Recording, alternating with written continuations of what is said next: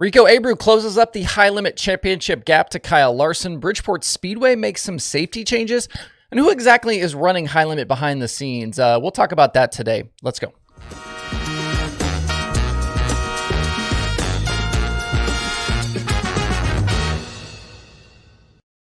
It's Wednesday, October 4th. I'm Justin Fiedler. This is Dirt Tracker Daily. How you guys doing today? You good? You've made it halfway through the week, so just a couple more days to go till you get to the weekend. High limit last night at Bridgeport Speedway. A bunch of stuff to talk about kind of around the event and with the event.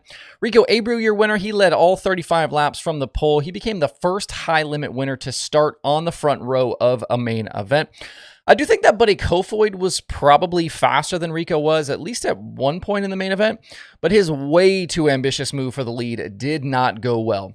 With 16 laps to go, he went full send into turn 3. He cleared Rico for the lead, which was great, but did not clear the lap car of Dusty Zomer. Those two hit pretty hard, and honestly, I think it was a miracle we didn't have a much bigger incident.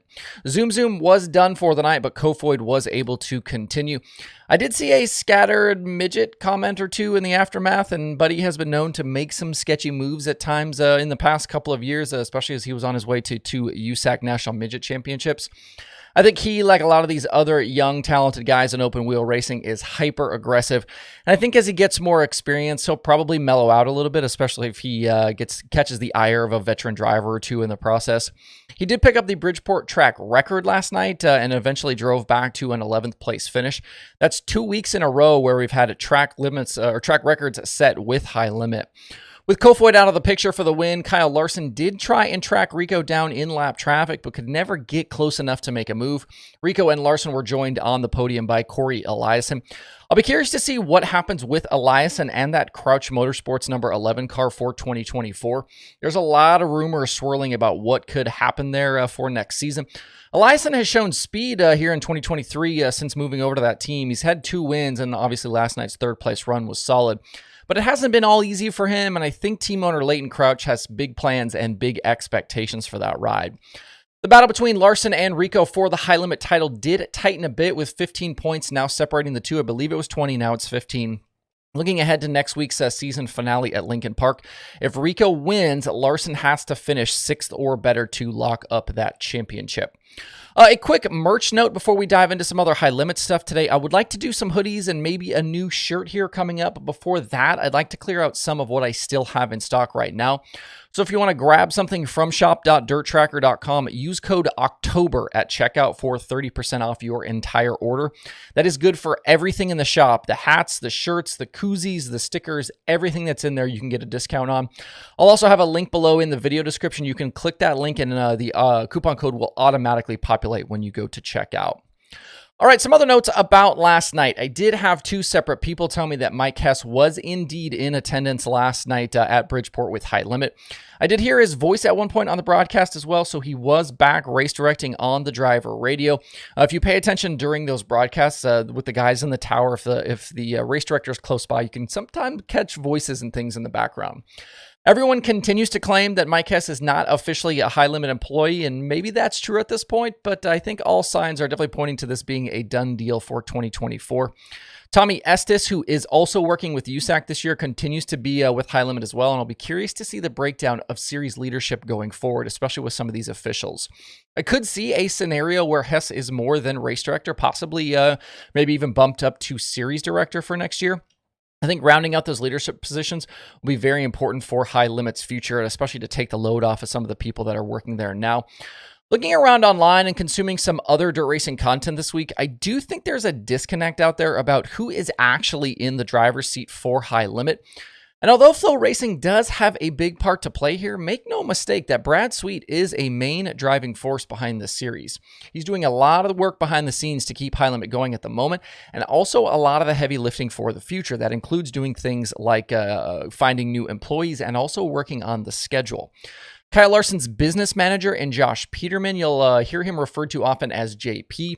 He's also playing a role here as well. That allows Young Money to really focus on driving, and especially when it comes to his cup stuff, where he's still chasing another NASCAR title. It seems as though some think Flo is really running this deal and that Brad and Kyle are just attached as names, but that's not true here. The flow people, and you talk about Michael Rigsby and Ben Shelton and Dustin Jarrett and Kendra Jacobs. A lot of those people help keep the midweek late model series going as organizers, but it's not quite the same with High Limit. And don't forget too that Brad has promoted races for quite a few years now, going back to some of those outlaw shows at Placerville. Plus, they've been operating that Silver Dollar Speedway. Remember, it's that group between Brad and Kyle and Colby Copeland. Brad's got experience in this arena already, and obviously through this first season of High Limit. As this progresses, there are plenty of other questions to be answered as we follow this High Limit story. And, I'll have plenty of thoughts to share. I've got all sorts of things written down that I want to talk about, that I want to get to. I know you guys have a lot of questions, but I want to see how some of this stuff plays out before we dive into some of these other areas. And maybe we can get some more solid information, some more official information before we really talk about some of these other topics around the High Limit Sprint Car Series. As for Bridgeport Speedway itself, they did try to at least address that front stretch wall opening that played a heavy role in Justin Peck's all-star crash there at the track back in the spring. If you might remember, Peck got turned into the fence at the start and his car ended up into that opening. It struck a railing before spinning back out onto the racetrack, where it was then hit again by other cars. Peck's Book 13 machine was absolutely destroyed. The cage took heavy damage. It was split. Really scary stuff, if you recall some of those videos and images that came from that night. I was sent some photos yesterday of that opening, one from the spring after Peck's incident showing that bent railing for the stairway, and then another from last night where you can see that the track had placed plastic barrels in that spot. Big thanks to that individual for sending me those photos. But you can see here, if you're watching the video on YouTube, you can see the barrels are kind of attached there to that fence post. There it looks like maybe ratchet straps around them, and then some VP Racing fuels. And I think that opening probably needs to be fenced all the way across, but I would hope that hitting those barrels is much better than a metal stair railing and that larger fence post that's in the image. It's definitely a makeshift solution, but I think progress is progress, and I want to point that out, that at least the track is trying to address the issue.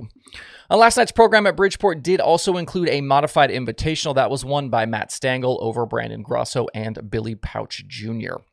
Up at Weedsport last night, Eric Rudolph picked up the 358 modified win in advance of Super Dirt Week, while Larry White grabbed the night's Empire Super Sprints victory. Jordan Poirier was crowned the Empire Super Sprints champion for the second straight season.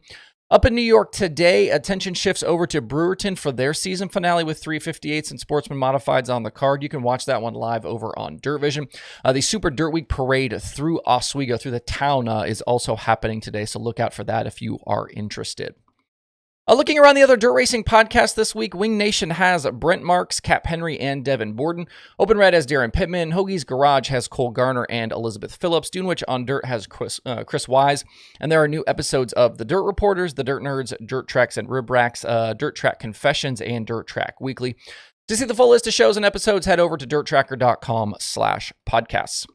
That's it for today's daily. Make sure to stop by DIRTRACKR.com/watch tonight to see what your streaming options are for today. There are quite a few things to check out. I hope you guys have a great Wednesday out there. We'll see you right back here tomorrow.